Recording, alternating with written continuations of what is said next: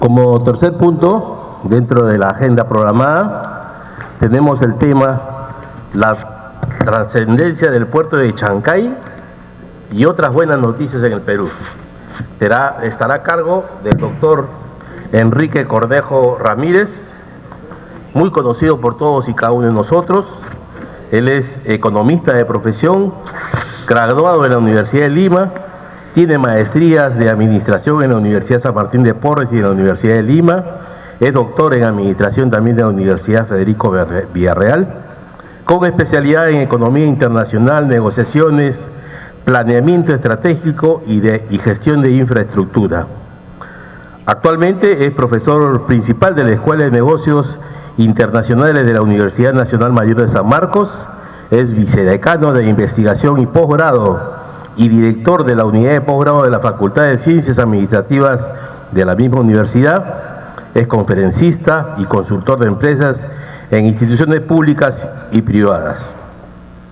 Es director de la unidad de posgrado de la Facultad de Ciencias Administrativas de la Universidad de San Marcos, asesor del Instituto de Educación Superior CEPEA. Como todos saben, ha sido ministro en el despacho de Vivienda, Construcción y Saneamiento durante los años 2007 y 2008, ministro de Estado en el despacho de Transportes y Comunicaciones entre el 2008 y el 2011, ha sido presidente del directorio del Banco de la Nación, asesor, consultor, presidente de directorios de entidades públicas y privadas, etc. La verdad es que el currículo de nuestro expositor es demasiado, es otro lote. Por eso pido un fuerte aplauso para el doctor Enrique Cornejo Ramírez. Muchas gracias, muy buenas tardes por la invitación a la Gran Logia del Perú, a los distinguidos invitados que están de varios países hermanos. He traído una exposición, pero la voy a dejar porque como he tenido el privilegio, como ustedes, de escuchar tan buenas exposiciones en la mañana, voy a cambiar el argumento y en aras del tiempo, para poder cumplir con los 25 minutos, voy a centrar mi exposición en lo que creo que es complementario a lo que he escuchado. Y les dejo la exposición para que la puedan tener y seguramente se repartirá. Quiero empezar con una pregunta. ¿Por qué estamos aquí?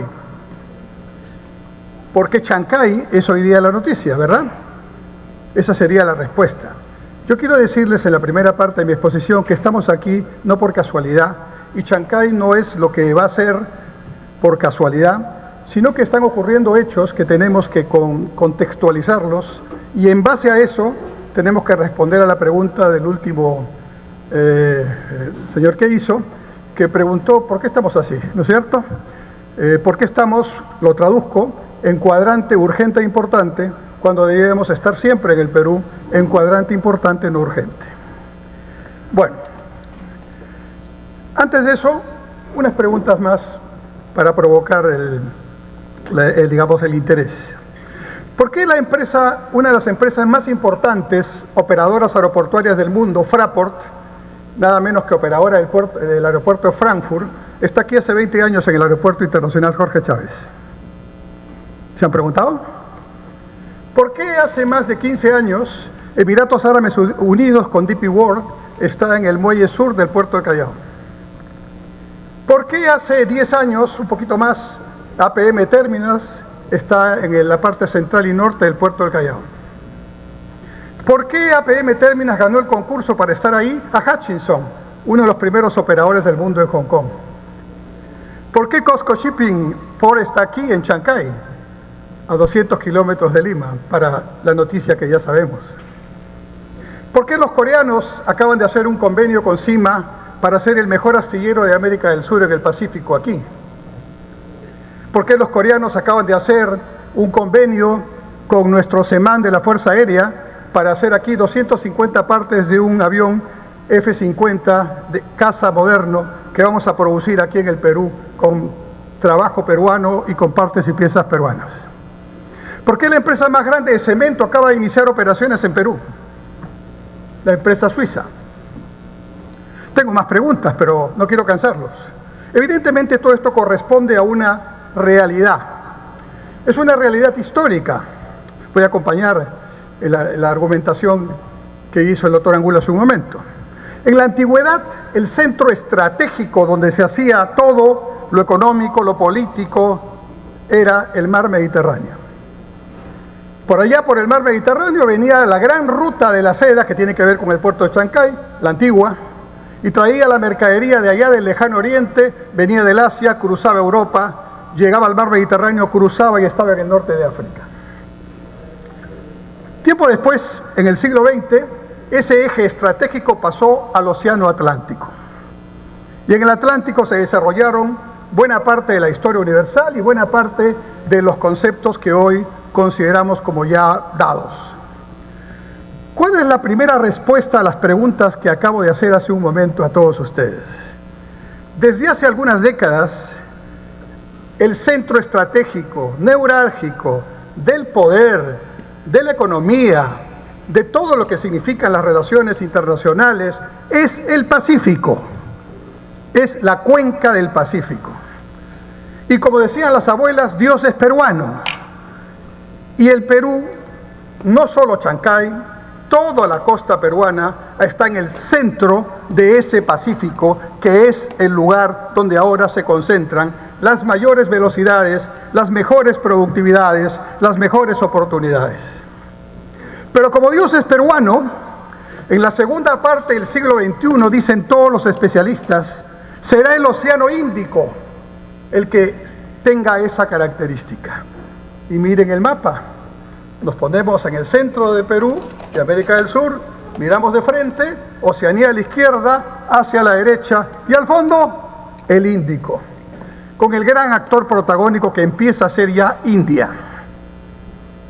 ¿Por qué el Perú tiene 23 acuerdos de libre comercio con Estados Unidos, con China, con la Unión Europea y con los no asociados en la Unión Europea, Inglaterra, el EFTA? ¿Por qué tenemos acuerdo de libre comercio con Japón, con Corea del Sur, con Singapur? Y dentro de poco, en unos días, nos darán la buena noticia del Tratado de Libre Comercio con Hong Kong. ¿Por qué, en otras palabras, estimados amigos, todas estas empresas, gobiernos, miran al Perú con interés, un interés que parece que los peruanos no parecemos tener? Siempre estuvimos aquí, no nos hemos movido, pero el que se ha movido es el mundo. Y ahora resulta que el escenario estratégico de movimiento del mundo está donde siempre estuvimos. Hace 5.000 años que estamos aquí como civilización. 4.500 años del antiguo Perú, desde Caral hasta el último Inca, 300 años de la presencia española y apenas 202 años de la República adolescente, citando a Luis Alberto Sánchez, o de Perú, problema y posibilidad, citando al maestro Basadre. Y entonces, hasta aquí mi primera parte. Una más, porque la NASA acaba de decir que Talara será el nuevo puerto aeroespacial del mundo. Porque resulta que Talara tiene una muy buena base aérea, que se llama El Pato, que está cerca de la línea ecuatorial, ¿no es cierto? Y ya tiene la infraestructura para desarrollar vuelos orbitales, turismo espacial y lanzamiento de cohetes, como lo tiene, y con gran demanda turística además, la zona de Cabo Cañaveral en Estados Unidos. No es que sea un gran optimista, todo lo que les he dicho son realidades. Pero los peruanos parece que nos gusta estar dándonos latigazos, mirando siempre el pasado, aunque sin entenderlo, y sobre todo, no nos gusta mucho decir qué hay que hacer. Termino mi charla diciendo qué hay que hacer, desde mi punto de vista. Primero, hay que tener una visión como país. Hoy estamos viendo Chancay, todo lo que se ha dicho es correcto, todos los problemas que se han mencionado y otros que no han mencionado son ciertos, pero la realidad es que parece que la vida y Dios, si somos creyentes, nos está poniendo en la condición de a Dios rogando y con el mazo dando, ¿no? Es decir, como aquella, es aquella anécdota que se cuenta de la persona que estaba en una gran inundación en un pueblo, ¿verdad? y de pronto la represa se iba a romper, con esa inundación iba a desaparecer el pueblo, pero este era un gran creyente, este señor. Dijo, a mí no me va a pasar nada, porque yo soy un gran creyente, cumplo con los mandamientos, cumplo con mi prójimo, ¿verdad? Y estaba ahí, todos se fueron, todos se evacuaron, porque era una situación inminente la inundación. Vinieron los primeros rescatistas y le dijeron, súbase al bote. Dijo, no, ustedes hombres de poca fe, tienen que confiar en Dios, no me va a pasar nada. Vino luego un helicóptero y le dijo, súbase porque es el último momento. No. Vino la inundación y el hombre murió. Y llega al cielo y reclama a San Pedro, al primero que ve, y le dice, ¿cómo me has hecho quedar tan mal? Yo que soy tu fiel cumplidor, he cumplido los mandamientos, he hecho todo lo que debo hacer y me has hecho el ridículo abajo, todos se están burlando de mí, diciendo, ¿cómo que se quedó? ¿Quién debió salir? Y San Pedro le dice, te va a hablar el Señor.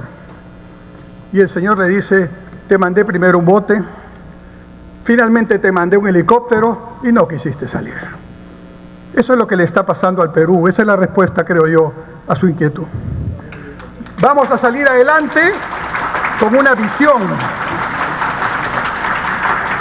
Y la visión, creo yo, todas las señales nos está diciendo, debe ser Perú, líder sudamericano de la cuenca Indo-Pacífico. Lo propongo para un debate, para que la Gran Logia invite a todas las instancias y conversen sobre esto. Porque aquí no estamos por casualidad tampoco en ese sentido. Se hablaba de la antigüedad de la Gran Logia, que tiene que ver con la República y anterior a la República, ¿verdad? Me corrige, gran maestro. Y entonces yo decía, ¿y qué otras instituciones tienen ese privilegio de tener 200 años de vida? Muy pocas. La Cancillería, ahí está. El Ejército Peruano, la Marina de Guerra, la Biblioteca Nacional, la Escuela Normal y 2 o 3 más. Entonces, en nuestra joven república, en un país de 5.000 años de civilización, de lo cual conocemos muy poco, porque hasta los cursos de historia están mal enfocados, ¿no? Entonces, vienen estos temas y claro, reaccionamos, tenemos una política reactiva, cuando lo que tenemos que tener es esa visión. Si esa visión que comparto con ustedes y sugiero, porque tiene que ser una visión nacional, sería una visión correcta, Perú, país líder en la cuenca Indo-Pacífico, entonces preguntémonos, siguiente paso, ¿qué hay que hacer para que eso se concrete? Entonces hay que mirar ese Plan Nacional de Desarrollo, ¿no? Esa imagen objetivo al 2050 que ha elaborado ese plan, hay que revisar las 35 políticas de Estado del Acuerdo Nacional y probablemente la Constitución Política y muchas leyes, para que se acomoden a esa visión. Artículo 58 de la actual Constitución. La iniciativa privada es libre y se ejerce en una economía social de mercado. ¿Quién conoce una economía social de mercado? Hasta los que discuten para defender la Constitución o para dejarla sin efecto, no han leído el artículo 58 de la Constitución, título tercero, régimen económico. En una economía social de mercado, y hay varios países que lo demuestran, hay Estado y hay mercado.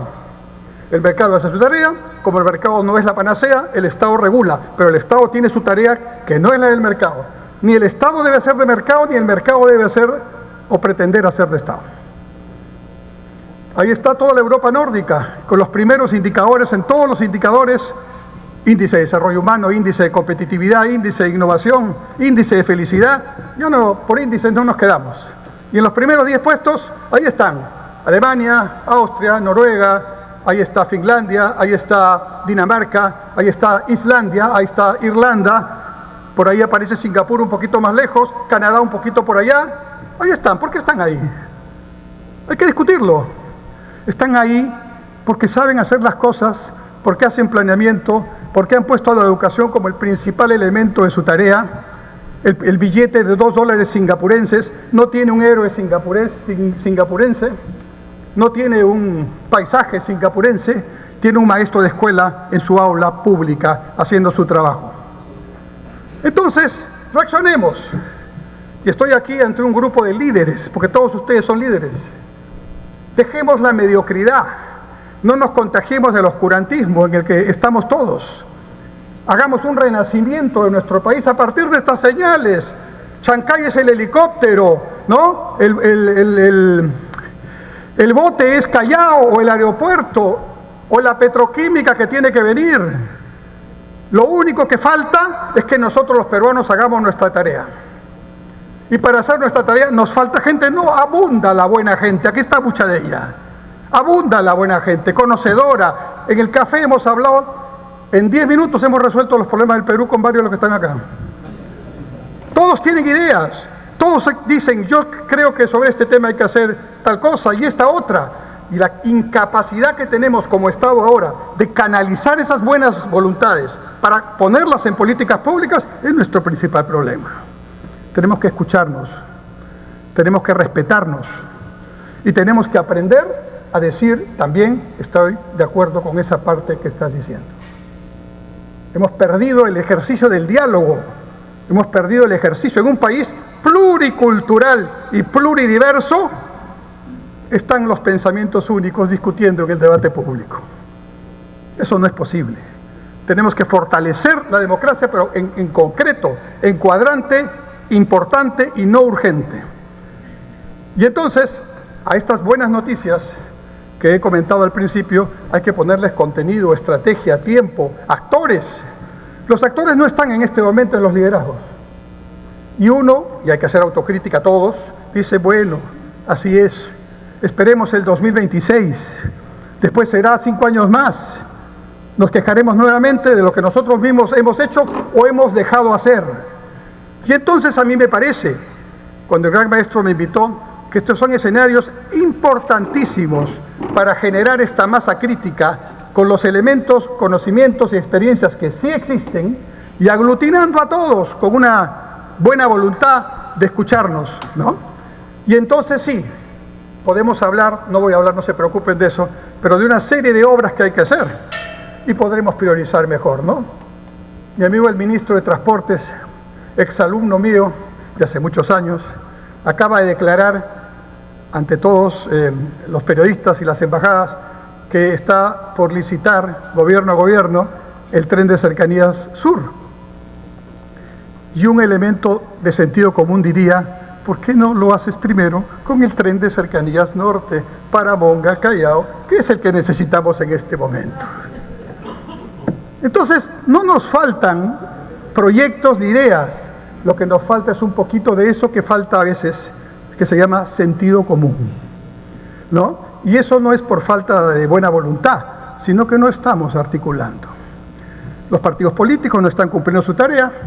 Estuve el otro día en un evento y se los dije, los partidos políticos tienen que hacer política. La política no se hace cada 4 o 5 años.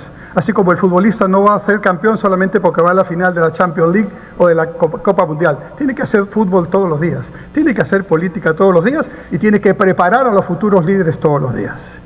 Como eso no está pasando, hay un espacio abierto en el gran centro político del Perú, donde estamos la mayoría de los peruanos, no estamos en los extremos, y en ese gran centro no hay liderazgo, no hay ideas. Hay 38 partidos ya inscritos y otros tantos esperando su turno. Como decía un periodista, lluvia de millones, decía, ¿no? Haciendo la analogía, lluvia de partidos, pero sequía de ideas. Entonces tenemos que combatir ese tema. Yo felicito a la Gran Logia por convocarnos, por provocar este debate, esta inquietud. Sé que hay muchas preguntas. Solamente quiero decirles que las obras y los proyectos sí están para solucionar varios de los problemas que se han mencionado esta mañana. ¿O acaso no es un tema de conversar y sentarse hasta que no terminemos de solucionar el tema entre el señor ministro de Vivienda y el señor ministro de Transporte, para que no hagan pues 2 planes de desarrollo paralelos en este momento, ¿no? Y que resuelvan el tema?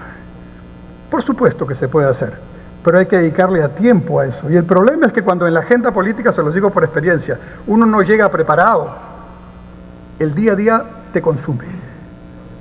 Aquel que quiera, como algún presidente lamentablemente tuvimos hace poco, que dijo, por favor, denme un poquito de tiempito, estoy recién aprendiendo, denme un tiempo para inducir, ¿no?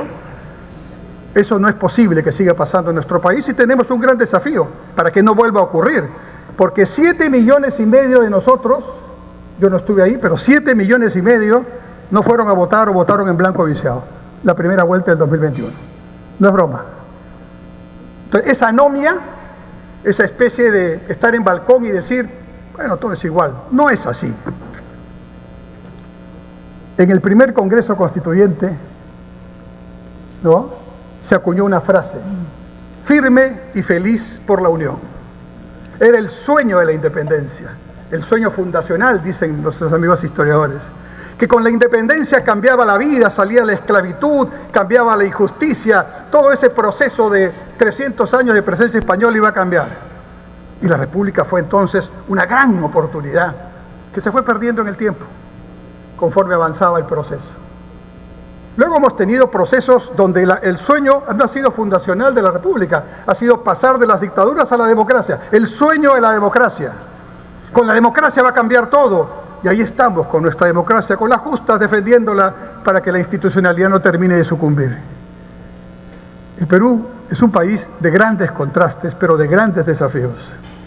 Y lo que tenemos que hacer es sentarnos un momento, como lo estamos haciendo esta mañana, pensar, como decía algún entrenador que fue exitoso con nosotros y ahora no lo está tanto, ¿no es cierto? Y ese pensar debe hacernos, primero, no pensar para decir estamos empezando. Ese complejo de Adán debe terminar. El Perú tiene muchos proyectos, tiene mucha casuística, tiene muchas bondades y muchos errores. Empecemos por revisarlos.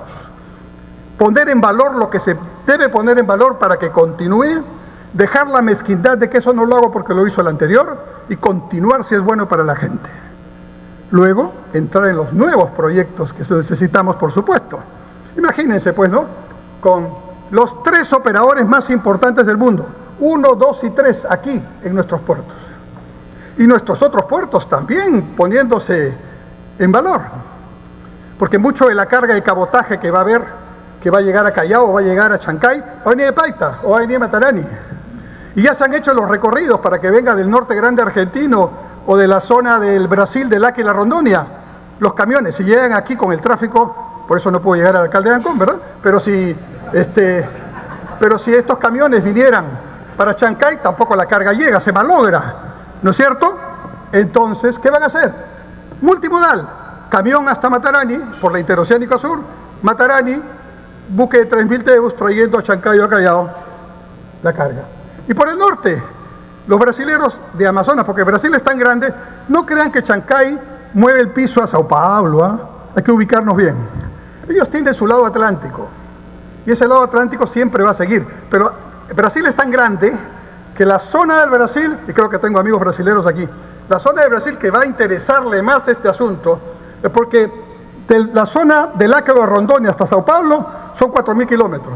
De la zona del Acre de Rondonia a Matarani son 2.000. Matemática pura, curso primero de economía. ¿Dónde hay menos costo de transporte y menos flete? Aquí. Ahora, claro, si le combino con un puerto como el de Matarani, que está listo, y aplico el reglamento de la ley de cabotaje, que todavía no está, me dicen, ya está, el buque llega a Chancay o a Callao. ¿Y qué más sigue? La gloria, trenes transversales y horizontales, ¿por qué no? Claro que sí, todo viene, pero primero hay que sentar las bases para que esto no sea bueno solamente para el sector comercio exterior, sea bueno para el Perú, sea bueno para los peruanos, y que digan, Chancay fue un punto de inflexión, Callao fue un punto de inflexión, el aeropuerto fue un punto de inflexión, y ahora tenemos mejor educación. Ahora podemos ir a un hospital público y nos dan la cita para el día siguiente, y nos pueden operar dentro de un mes, ¿no? Y entonces, eso es lo que necesitamos. No necesitamos ir a estudiar mucho ahorita, necesitamos ponernos a trabajar con un poquito menos de mezquindad y un poquito más de grandeza para escucharnos todos y hacer las cosas que tenemos que hacer. Otra cosa más, Chancay no compite con Callao, por si acaso, ¿eh? Chancay compite con Los Ángeles, con Long Beach, con Manzanillo en México, con Balboa en Panamá, y por supuesto con otros puertos de países hermanos que seguramente ya están pensando en hacer cabotaje hacia Chancay. Nuevamente los números. Shanghai, Chancay, esa ruta no existe en este momento. Los grandes buques de 18.000, 20.000, 21.000, 22.000 TEUs que no llegan a Sudamérica todavía, hoy día llegan a Long Beach o llegan a Los Ángeles o llegan a Manzanillo. Y de ahí transbordan a buques más pequeños que vienen a América del Sur Pacífico. Entonces, ¿cuál es la gran transformación de este puerto? Ruta directa, Shanghái, Chancay para empezar, pero luego será puertos de la India, puertos de Australia, directos a Chancay. Ruta directa. En la ruta Shanghái-Chancay, 10 días menos. ¿Qué son 10 días menos en el comercio marítimo? La diferencia entre la noche y el día. Y entonces me pongo a pensar en las 10.000 hectáreas o 12.000 que hay ahora en nuestra costa norte, principalmente en Ica también, de agronegocios de exportación. Y me pongo a pensar, hay que articular, en el proyecto Chavimochic 3 con el Valle de Chicama incorporado, que está en proceso. Y me pongo a pensar en el proyecto de Chinecas, que está en la zona de Ancas. Y me pongo a pensar en la posibilidad de darle agua de trasvase a Ica, que hoy día usa agua de subsuelo, ¿no? Y entonces digo, ¿cuánto será esos 12.000 millones de dólares en 10 años vista? 40.000 millones de dólares de agronegocio de exportación. Y si ponemos carreteras de penetración, como las que existen ya, pero más, entonces tendremos a nuestra sierra incorporada. Veo con gusto terrenos de paltas de exportación de 10 hectáreas en nuestra sierra ya, abasteciendo, ¿no?, con otros, sumando, para llegar a llenar ese contenedor de 20 pies que necesita varias toneladas para ser llenado. Todo eso hay que hacer. Pero mi mensaje final es, pongámosle una cuota de realismo, ¿sí? Veamos los problemas que tenemos, pero mirando el horizonte y la visión prospectiva, ¿cuántos no quisieran estar como estamos nosotros en este momento? Muchísimas gracias.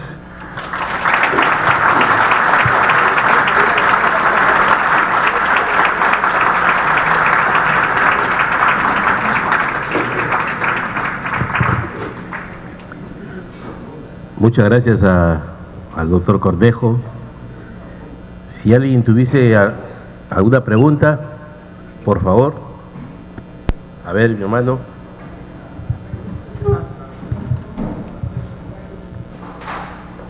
Gracias.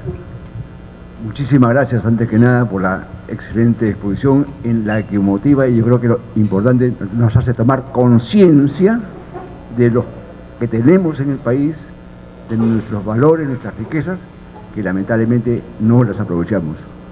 En su exposición ha mencionado tanto la costa y la sierra fundamentalmente, pero no menciona la selva. La selva está en una situación de atraso increíble, y obviamente uno de los motivos es porque no tiene medios de comunicación competitivos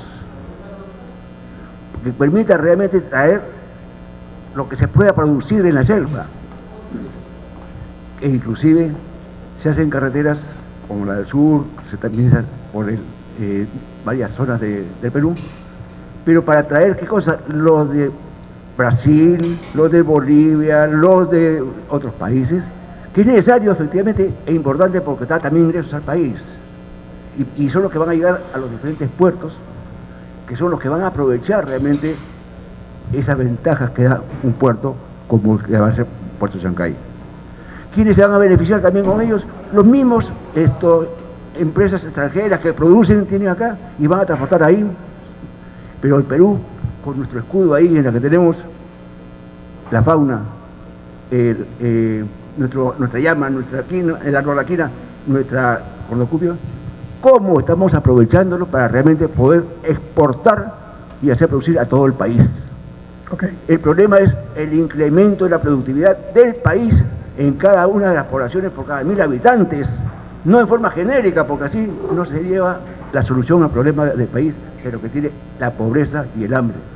Yo creo que es importante, si nos puede dar una explicación sobre eso. Sí, cómo no, muchas gracias. Cuando el Papa Juan Pablo II llegó aquí en su segunda visita, visitó Iquitos y dijo, el Papa Charapa también, ¿no es cierto? Recuerdan ustedes. Muy bien, la respuesta es, vamos a hablar de lo que tenemos. Estamos hablando de Chancay, Callao, Paita, Matarani. Ok. Ya hay una ruta multimodal donde pueden llegar desde Brasil hasta Chancay. Multimodal. Esa ruta es la siguiente. Van por el río Amazonas, las chatas, con los containers, ¿no? Pueden llegar a Iquitos, podrían llegar directo al Huallaga también, y en el Huallaga, pero si no, que lleguen a Iquitos o a Pucallpa, y de ahí hacen el trasvase para llegar al río Huallaga. Ustedes no saben eso. Hay un puerto fluvial portacontenedores que ya tenemos en Perú. Es el puerto de Nueva Reforma, a 10 kilómetros de Yurimaguas. y los operadores de ese puerto son operadores ecuatorianos que están allí. Ese puerto ya puede transbordar la carga brasilera o al revés, la carga peruana que va para el Atlántico, pero vamos a seguir la lógica, cambiarlo a camión, de ahí te vas por la interoceánica norte hasta Paita y en Paita haces tu cabotaje hasta Chancay o Callao. Ya existe. ¿Qué es lo que tenemos que hacer? Ahora, esa es la ruta, pero hay que convertir esto en un plan integral, donde la Amazonía, por supuesto, forme parte de este proceso, como debe ser, ¿no? Y yo creo que aquí uno de los elementos más importantes que tenemos que manejar es dejar de ver a la Amazonía como esos hermanos que están allá, como Purús, una provincia del Perú que no está en el Perú, porque tiene la buena y mala suerte. La buena suerte está rodeada del Manu, la mala suerte es que el Manu no se puede tocar, entonces a Purús solo se puede llegar en una avioneta por el momento. Entonces lo primero que hay que hacer en Purús, para no malograr el medio ambiente, es un señor aeródromo, un aeropuerto, para que allí, como en Manaos en su momento, se pueda llegar con una carga y con un número de pasajeros adecuado a la categoría de ciudadanos que también tienen los hermanos de Purús. Entonces hay que mirarlo integralmente y volver a nuestro sabio Javier Pulgar Vidal, que por allá por los años 20, 30 del siglo pasado nos enseñó que había que dejar de hablar de costa, sierra y selva, cosa que estamos incumpliendo en este momento, incluso en mi respuesta, y empezar a hablar de las 8 regiones naturales. Desde la Chala al nivel del mar hasta la parte, la selva baja, allí donde está prácticamente también la zona húmeda, que también tiene una gran potencialidad. Muy bien, yo creo que sí, estoy de acuerdo. Les agradezco mucho a todos. Muchas gracias por sus preguntas.